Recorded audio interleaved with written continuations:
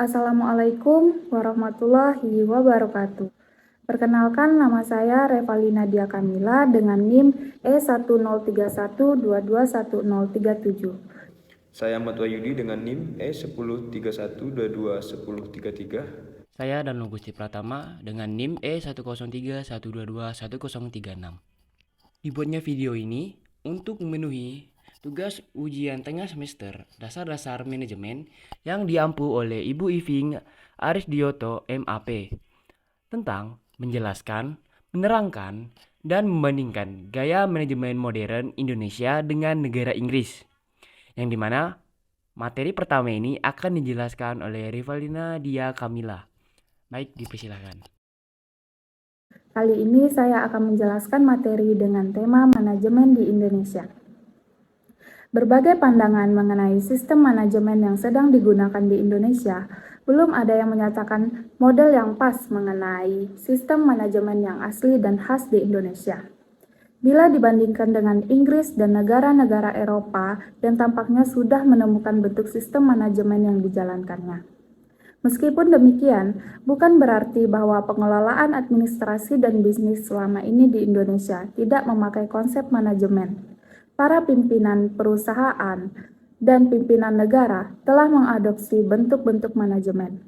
Menemukan sistem manajemen dari akar budaya dan karakter dasar bangsa Indonesia hampir dipastikan dapat lebih efektif dan efisien. Harusnya, kita tidak mengadopsi sistem manajemen dari luar yang sebenarnya tidak semua cocok untuk diterapkan di Indonesia, sehingga mengakibatkan gagal pengelolaan. Selanjutnya saya akan menjelaskan tentang organisasi manajemen Indonesia. Meskipun diakui bahwa unsur-unsur manajemen bersifat universal, namun dalam prakteknya saat pengimplementasian dalam suatu aktivitas, mau tidak mau perilakunya dalam organisasi pasti dipengaruhi oleh budaya yang dianut oleh anggota yang ada di dalamnya. Termasuk juga hal ini berlaku bagi pranata atau organisasi yang ada di Indonesia. Terlebih lagi, seperti yang dikatakan oleh Astrid S. Susanto, yang menyatakan perlu disadari bahwa manusia Indonesia dalam latar belakangnya, budayanya tidaklah sama, hal mana telah melahirkan semboyan Bhinneka Tunggal Ika. Astrid S. Susanto menyatakan lebih lanjut bahwa gambaran awal ciri-ciri kebudayaan manusia Indonesia yang digunakan sebagai pangkal tolak pemahaman suasana dan kebudayaan organisasi Indonesia perlu mencakup pengamatannya sendiri bahwa yang A, manusia Indonesia masih bersifat manusia dalam pengorganisasian organis daripada dalam pengorganisasian mekanis. Yang B, manusia Indonesia menunjukkan keinginan untuk bertahan dalam lingkungan solidaritas organis daripada solidaritas mekanis. Yang C, walaupun pada satu pihak, suatu organisasi atau instansi memang merupakan unit ekonomi, di mana orang mencari nafkah dan perbaikan nasibnya. Langkah tersebut dilaksanakannya karena mereka terpaksa. Dalam berhubungan dengan manusia lainnya, manusia Indonesia selalu berpijak dari penilaian kedudukan sosialnya terhadap lawan hubungannya, apakah sejajar, lebih tinggi, atau lebih rendah. Bagi manusia Indonesia, kesamaan atau ketidaksamaan kedudukan sosial sama wajarnya. Berperilaku seolah tidak ada perbedaan kedudukan sosial malah tidak wajar. Yang B, koordinasi manajemen di Indonesia. Koordinasi adalah salah satu fungsi manajemen yang tidak terpisah dari fungsi manajemen lainnya, karena fungsi koordinasi adalah fungsi yang menghubungkan fungsi-fungsi manajemen di pemerintahan. Banyak literatur mengatakan bahwa fungsi koordinasi merupakan fungsi manajemen yang paling penting. Dengan mengoptimalkan koordinasi, organisasi pemerintahan menjadi semakin baik dan menghindari risiko serta mengancam organisasi. Koordinasi lebih mengikat, mempersatukan, dan menyelaraskan semua aktivitas dan usaha. Yang C, pemimpin manajemen di Indonesia. Dalam istilah umum, khususnya di manajemen, kepemimpinan itu sering disebut dengan istilah leader. Ada beberapa definisi dari kepemimpinan, antara lain yang pertama, getting things done, yaitu mencapai hasil melalui orang lain.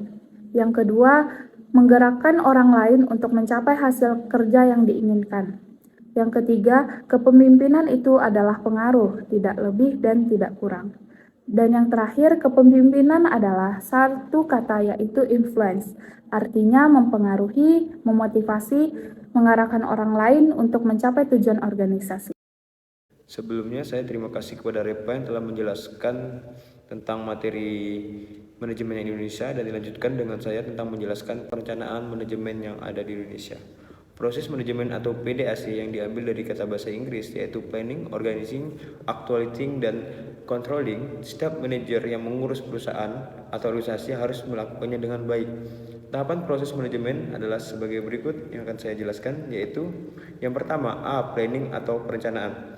Planning adalah tahapan awal dalam menjalankan proses manajemen. Perencanaan sangat diperlukan agar dapat mencapai cita-cita goals organisasi. Di tahap ini, manajer harus memikirkan cara apa yang dipilihnya serta strategi apa yang diterapkan untuk menjalankan produksi atau aktivitas organisasi. Yang B adalah organizing atau pengorganisasian. Organizing adalah satu proses yang dilakukan untuk memberi tugas kepada beberapa sumber daya yang ada, tujuannya agar mampu untuk mengatur sumber daya yang ada serta memudahkan koordinasi menjadi lebih baik. Dengan adanya perorganisasian ini, membuat organisasi bisa melakukan aksi nyata untuk menentukan tugas dan memfasilitasi personel dengan sumber daya yang lengkap untuk memudahkan proses tersebut. Yang ke-C yaitu aqualiting atau pengarahan. Tujuannya dibentuk aqualiting agar bisa memotivasi semangat kerja untuk karyawan serta dapat menjalankan tindakan sesuai dengan arahan pemimpin. Fungsi ini, manajemen ini adalah untuk memberikan motivasi bagi setiap pihak serta mampu menjalankan tanggung jawab dengan baik. Dan yang D tentang controlling atau pengawasan atau pengadilan. Controlling merupakan proses manajemen dengan melakukan evaluasi sambil membandingkan antara tindakan nyata dengan rencana yang sudah dibuat.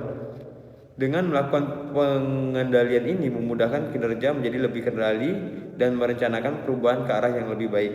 Dan kita lanjut tentang manajemen di Inggris.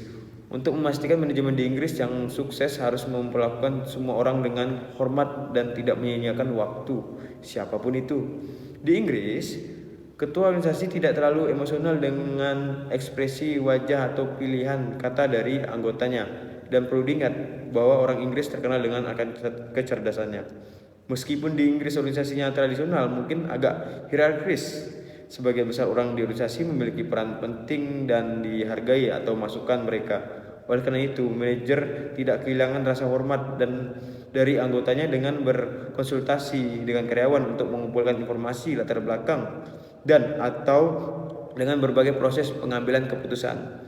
Semakin sering karyawan mengharapkan untuk konsultasi tentang keputusan yang mempengaruhi mereka dan kebijakan organisasi yang lebih besar serta tidak melakukan dapat berdampak negatif pada moral bagi mereka yang ingin merasa bertanggung jawab atas atau keberhasilan organisasi. Sebelumnya, terima kasih untuk Ahmad Wahyudi yang telah menjelaskan materi sebelumnya dan akan dilanjutkan oleh saya. Komunikasi lintas budaya akan lebih efektif saat bekerja di Inggris.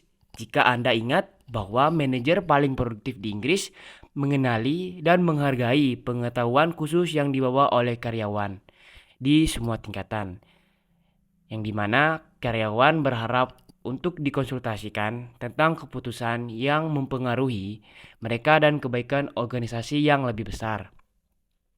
Di mana adanya pendekatan untuk berubah, kemampuan beradaptasi, dan kesiapan antar budaya Inggris untuk perubahan berkembang sepanjang waktu.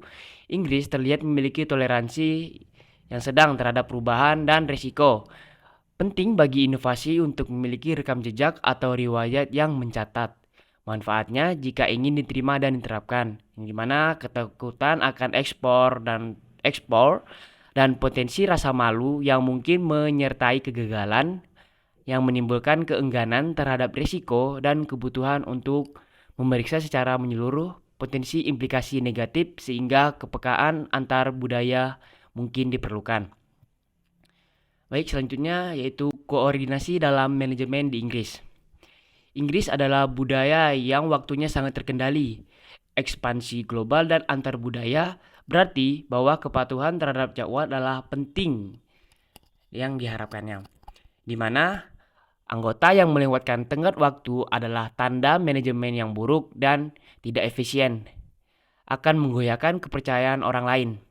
Yang kedua, orang-orang dalam budaya waktu terkontrol cenderung memiliki waktu yang sangat terjadwal dan umumnya merupakan ide bagus untuk menyediakan dan mematuhi tenggat kinerja. Yang ketiga, karena orang Inggris menghormati jadwal dan tenggat waktu, bukanlah hal yang aneh bagi para manajer untuk mengharapkan orang bekerja lembur, memenuhi target tenggat waktu. Nah, yang terakhir yaitu manajemen antar budaya yang berhasil akan bergantung pada kemampuan individu untuk memenuhi tenggat waktu. Perencanaan manajemen. Gaya manajemen di Inggris sedang mengalami metamorfosis sehingga akan menemukan berbagai gaya. Dalam bisnis lini lama, direktur pelaksana adalah pembuat keputusan secara keseluruh, yang dimana para manajer berjuang untuk konsesi dan melakukan upaya bersama untuk mendapatkan masukan dari semua orang. Sebelum keputusan diambil, manajer masih dapat membuat keputusan akhir setelah berkonsultasi dengan staf. Selanjutnya, kerja tim menjadi semakin penting di sebagian besar organisasi. Banyak pemangku kepentingan untuk membahas suatu masalah.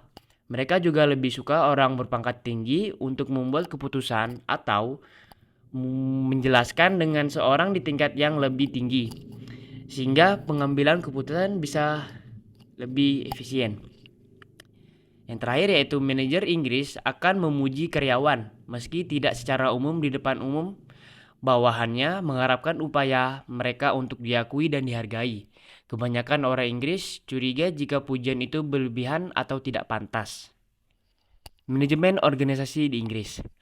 Model manajemen Inggris di negara-negara Eropa, sistem manajemen dalam banyak hal mirip dengan prinsip manajemen model Amerika. Fungsinya yaitu organisasi produksi, diidentifikasi sebagai yang utama dalam memastikan pertumbuhan produktivitas tenaga kerja tidak hanya di Amerika Serikat, tetapi juga di negara-negara Eropa.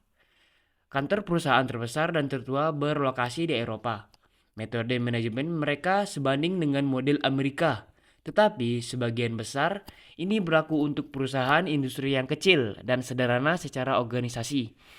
Manajemen perusahaan Eropa agak berbeda dari Indonesia, yang dimana manajemen Inggris merupakan campuran dari model manajemen Amerika dan Jepang, dan opsi ini bervariasi dari suatu negara ke negara lain. Oleh karena itu, tidak sepenuhnya benar untuk berbicara tentang manajemen Eropa sebagai model spesifik yang terbentuk dengan baik. Baik, itulah materi yang telah kami sampaikan tentang menjelaskan, menerangkan, dan membandingkan manajemen Indonesia dan manajemen di Inggris. Sekian dari saya. Wassalamualaikum warahmatullahi wabarakatuh.